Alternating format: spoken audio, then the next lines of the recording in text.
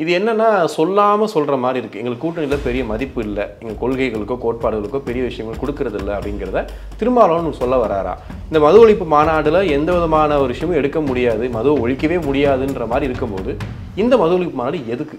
ஒருவேளை கூட்டணியிலிருந்து நான் விலக போறேன்னு சொல்லி சமிக்கை காட்டுறாருன்ற மாதிரி நிறைய கருத்துக்கள் சொல்றாங்க. திருமாவளவனை பொறுத்த வரைக்கும் ஒரு மூத்த அரசியல்வாதி, அகில இந்திய அளவில் இன்னைக்கு பல்வேறு பிரச்சனைகள் ரொம்ப நுணுக்கமாக கையாளக்கூடிய ஒரு அரசியல்வாதி.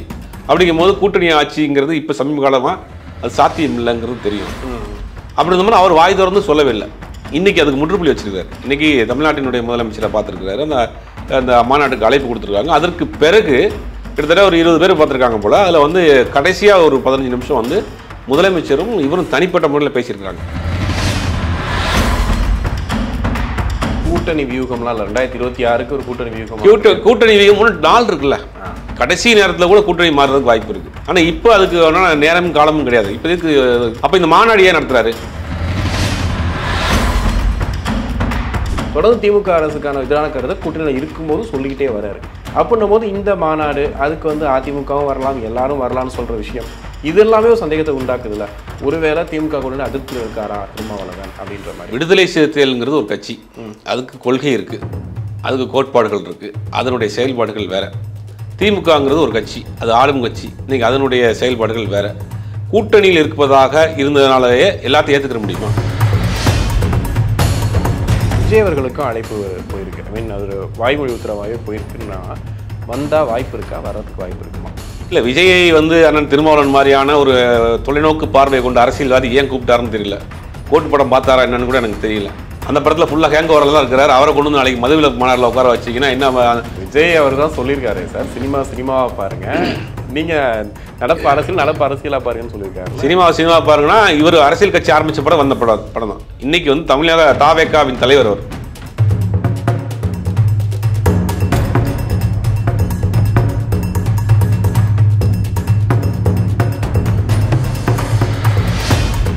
கிறிஸ்டின் அன்பு வணக்கம். இன்னைக்கு நம்ம கூட சினிமா மற்றும் அரசியல் விமர்சகர் சுபைர் இணைஞ்சிருக்காரு. வணக்கம் சார். வணக்கம். அக்டோபர் 2 மது ஒழிப்பு மாநாடுன்னு சொல்லிட்டு திருமாவளவன் எல்லா கட்சிக்குமே அழைப்பு கொடுத்த மாதிரி ஓப்பனாக சொல்லணும்னா கூட போய் மைக்கி நீட்டி, சார் அதிமுக அழைப்பு இருக்கா, வாங்க, பிரச்சனை இல்லாரு, விஜய்க்கு வரட்டும் அப்படின்ற மாதிரிலாம் சொல்லிட்டு இருக்காரு. இதுக்கு மத்தியில் ஒரு வீடியோ ஒன்று வைரலாக இருந்துச்சு. என்னன்னா, இங்கே வந்து கூட்டணி ஆட்சி வந்து வேணும், கூட்டணி கட்சிகளுக்கான மதிப்பு வேணுன்ற மாதிரி ஒரு வீடியோ வந்துச்சு. அப்புறம் டெலிட்டும் ஆயிடுச்சு. இது என்னன்னா சொல்லாமல் சொல்கிற மாதிரி இருக்குது. எங்களுக்கு கூட்டணியில் பெரிய மதிப்பு இல்லை, எங்கள் கொள்கைகளுக்கோ கோட்பாடுகளுக்கோ பெரிய விஷயங்கள் கொடுக்கறது இல்லை அப்படிங்கிறத திருமாவளவன் சொல்ல வராரா? இந்த மது ஒழிப்பு மாநாடுல எந்த விதமான ஒரு விஷயமும் எடுக்க முடியாது, மதுவை ஒழிக்கவே முடியாதுன்ற மாதிரி இருக்கும்போது இந்த மது ஒழிப்பு மாநாடு எதுக்கு?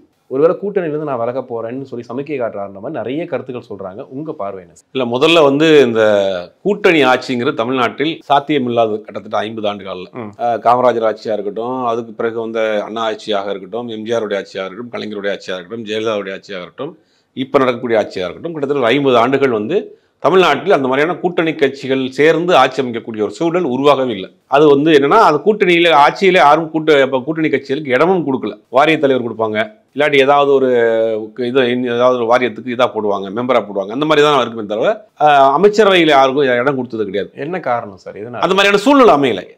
இண்டிபெண்டாகவே அவங்க மெஜாரிட்டியாக வந்துடுறாங்க. அதிமுக இருக்கட்டும், திமுக இருக்கட்டும், இண்டிபெண்டாகவே அவங்க மெஜாரிட்டியாக வந்துடுறாங்க. ஆட்சி அமைக்கக்கூடிய அளவுக்கு அவங்க மெஜாரிட்டி வந்துடுறாங்க. அப்படிங்கும்போது அந்த மாதிரியான கூட்டணி ஆட்சி அமைவதற்கான சூழல் இல்லை, சாத்தியம் இல்லை. தமிழ்நாட்டில் அது வரைக்கும் நடந்ததும் இல்லை. இப்போ என்ன சொல்றாரு அப்படின்னா, ஆட்சி அதிகாரத்தில் பங்கு, கடைசி மனிதனுக்கும் ஜனநாயகம்ங்கிற ஒரு முழக்கத்தை வைக்கிறாரு.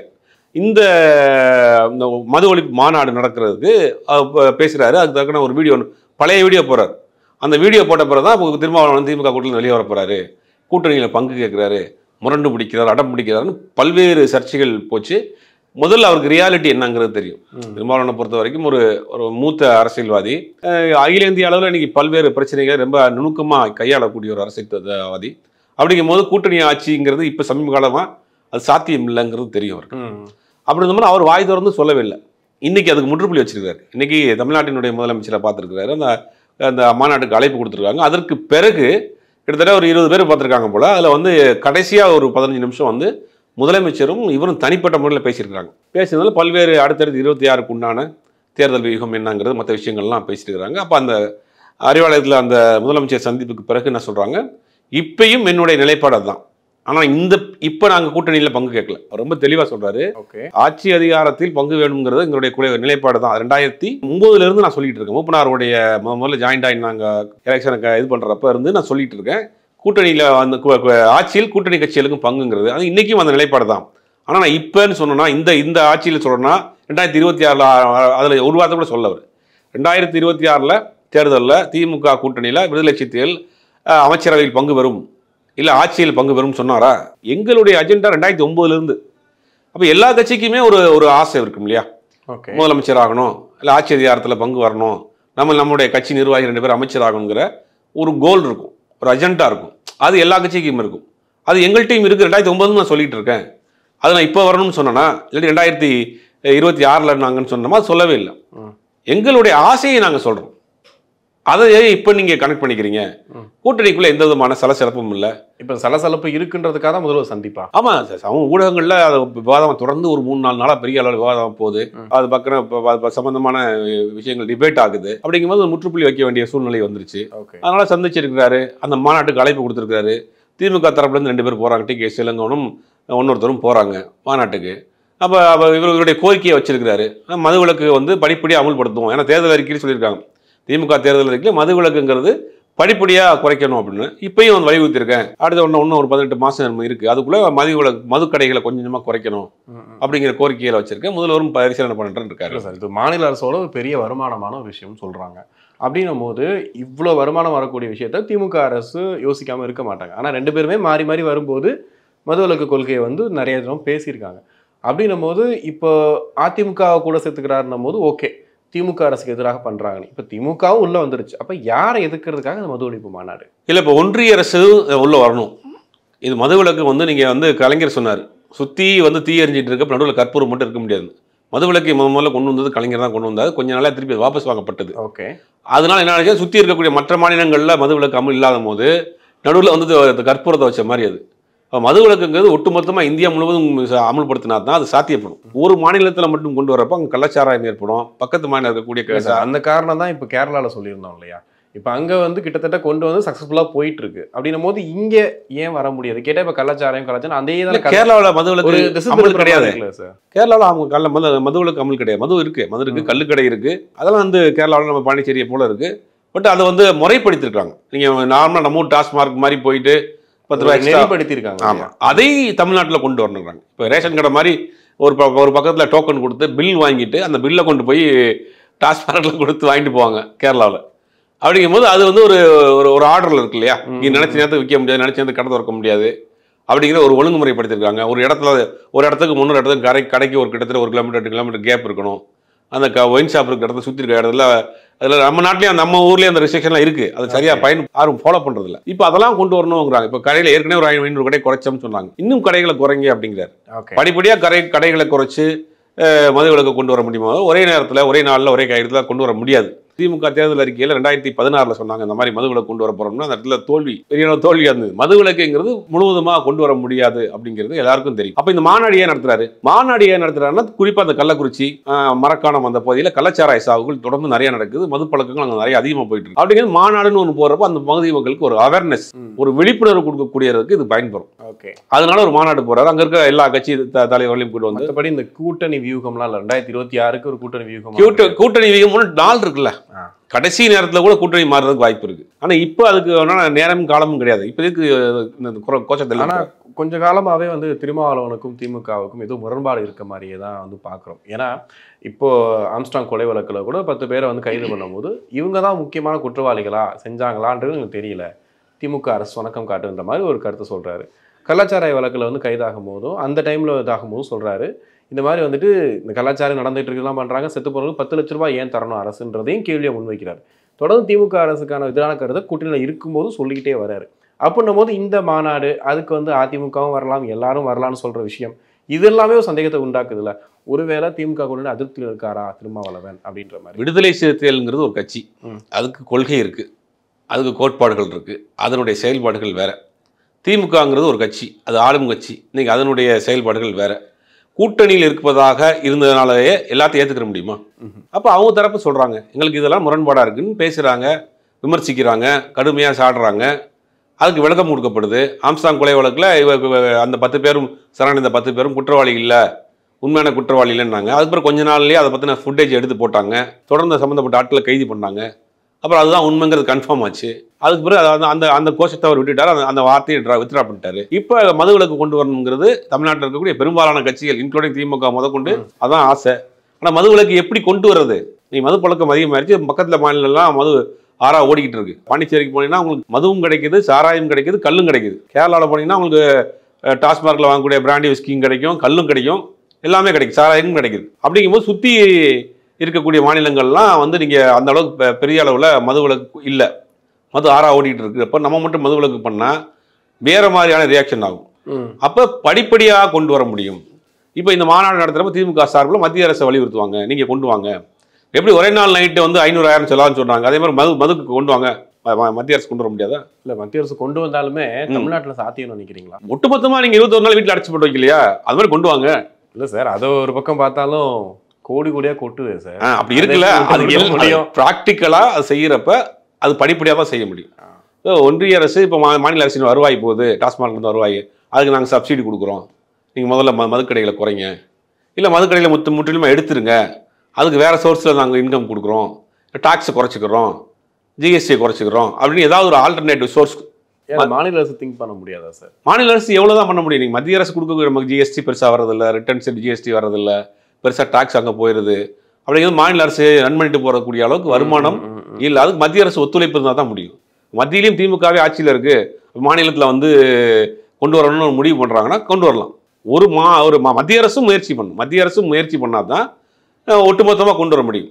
500,000 செல்லாது அப்படிங்கிற மாதிரி ஒரே நாளில் மதுக்கடையில் மூடப்படும் இந்தியா முழுக்க அப்படின்னு சொல்லுங்கள், அது கொண்டு வாங்க. ஆனால் ஒரு பொதுவான கருத்து நீங்கள் தொடர்ந்து கேட்டு தான் இருப்பீங்க. திமுகலையும் மது ஆலைகள் வச்சிருக்கக்கூடிய நிர்வாகிகள் இருக்காங்க, அதிமுகலையும் இருக்காங்க. இவங்க எப்படி மதுவிலக்கு கொண்டு வர போகிறாங்க? எதுக்கு இந்த மது ஒழிப்பு மாநாடுன்றது கேள்வி இருக்குல்ல. விடுதலை விஷயத்தில் யார் மது ஆலை வச்சிருக்கிறா? ஆனால் கலந்துக்கிறேன்றாங்களே. மது ஆலை ஒட்டுமொத்தமாக கொண்டு வரும்போது மூடித்தானே ஆகணும். மது ஆலைகள் வச்சிருக்கிறாங்க அப்படின்னா அது பேன் பண்ணப்பட்ட படிச்சுன்னா மூடித்தானே ஆகணும். 21 நாள் லாக்டவுன் போகிறப்ப எல்லாரும் வீட்டுக்குள்ள தான் உட்காந்தோம். அப்படிங்கும்போது ஒட்டுமொத்தமாக அகில இந்திய அளவில் மது விலக்கு கொண்டு வர போகிறோம் அப்படின்னு ஒரு ஸ்கீமை கொண்டு வர போகிறோம். இந்தியா முழுக்க இருக்க மாநிலங்களில் கருத்து கேளுங்க. அடுத்து அந்தந்த மாநிலத்துக்குள்ள இன்கம் சோர்ஸுக்கு என்ன பண்ண போகணும்னு பாருங்க. இல்லை ஒரு குறிப்பிட்ட இடங்கள்ல மது விற்கணும்னு கொண்டு வாங்க, இல்லை மது விற்கிறதுக்கு ஒரு ரெஸ்ட்ரிக்ஷன் கொண்டு வாங்க, 18 வயசுக்கு விற்கக்கூடாதுன்னு சொல்லுங்கள், இல்லை அதுக்கு மீறி குடிக்கிறவங்களுக்கு லைசன்ஸ் வாங்கிக்கிறோன்னு சொல்லுங்கள். இந்த மாதிரியான மத்திய அரசு ஒரு ரெஸ்ட்ரிக்ஷன் கொண்டு வாங்கன்ற அது கட்டுப்படுத்தான் ஆகணும். அதுக்கு இந்த மாநாடு வழிவகுக்குன்றீங்களா? அதெல்லாம் ஒரு அடி எடுத்து வைக்கிறாங்க, அவ்வளோதான். ஒரு முயற்சியை பண்ணி பார்ப்போம் அப்படிங்கிறாங்க. இப்போ நீட்டுக்கு எதிரான கையெழுத்து நடத்தினாங்க, ரெண்டு கையெழுத்து வாங்கிட்டு போய் கொடுத்தாங்க, நீட் ரத்து பண்ணிட்டாங்களா? அப்படி கிடையாது, ஒரு முயற்சி தான். ஒரு எதிர்ப்பு இருக்குங்கிறத காட்டுறோம். ஒரு முயற்சி பண்ணி பார்ப்போம். மத்திய அரசுக்கு ஒரு அழுத்தத்தை கொடுப்போம், மாநில அரசுக்கு ஒரு அழுத்தத்தை கொடுப்போம். குறைந்தபட்சம் கடைகளாக குறைக்கட்டும், டயத்தை குறைக்கட்டும், அந்த பகுதிகளுக்கு ஒரு விழிப்புணர்வு வரும். இதெல்லாம் கால்குலேட் பண்ணி தான் பண்ணுறது. ஓகே, விஜய் அவர்களுக்கும் அழைப்பு போயிருக்கு. ஐ மீன் அது வாய்மொழி உத்தரவாகவே போயிருக்குன்னா வந்தால் வாய்ப்பு இருக்கா, வர்றதுக்கு வாய்ப்பு இருக்குமா? இல்லை, விஜயை அண்ணன் திருமாவளவன் மாதிரியான ஒரு தொலைநோக்கு பார்வை கொண்ட அரசியல்வாதி ஏன் கூப்பிட்டாருன்னு தெரியல. கோட்டு படம் பார்த்தாரா என்னன்னு கூட எனக்கு தெரியல. அந்த படத்தில் ஃபுல்லாக ஹேங் ஓவரில் தான் இருக்கிறார். அவரை கொண்டு வந்து நாளைக்கு மதுவிலக்கு மாநாட்டில் உட்கார வச்சிங்கன்னா என்ன வந்தோடனே இந்த படத்தை போடுவானுங்க சார். விஜய் அவர் தான் சொல்லியிருக்காரு சார், சினிமாவா பாருங்க, நீங்கள் நடப்பு அரசியலாக பாருங்கன்னு சொல்லியிருக்காரு. சினிமா பாருங்கன்னா இவர் அரசியல் கட்சி ஆரம்பித்த படம் வந்த படம் தான். இன்னைக்கு தமிழக தாவேக்காவின் தலைவர், அவர் தாவேக்காவின் தலைவர் சாம்பியன் ஓப்பன் பண்ணிட்டு தான் வர்றார். நேரடியாக பாட்டில் ஓப்பன் பண்ணிட்டு தான் மாநாட்டுக்கே வர்றார். அப்போ அவர் வரப்போ அந்த பாட்டை போட்டால் என்ன பண்ணுவீங்க? அப்போ அவர் ஒரு பெருந்தன்மையோடு கூப்பிட்றாரு. ஒரு புதுசாக ஒரு கட்சி ஆரம்பிச்சிருக்காரு, ஒரு யங்ஸ்டர் வரட்டும் அப்படின்னு கூப்பிட்றாரு. ஆனால் அவர் அந்த கொள்கையை உறுதியாக இருக்காரான்னு தெரியலையா? இப்போ நீங்கள் கூப்பிட்ற எல்லாமே உறுதியாக இருக்காங்களா? எல்லாமே உறுதியாக இருக்காங்களா?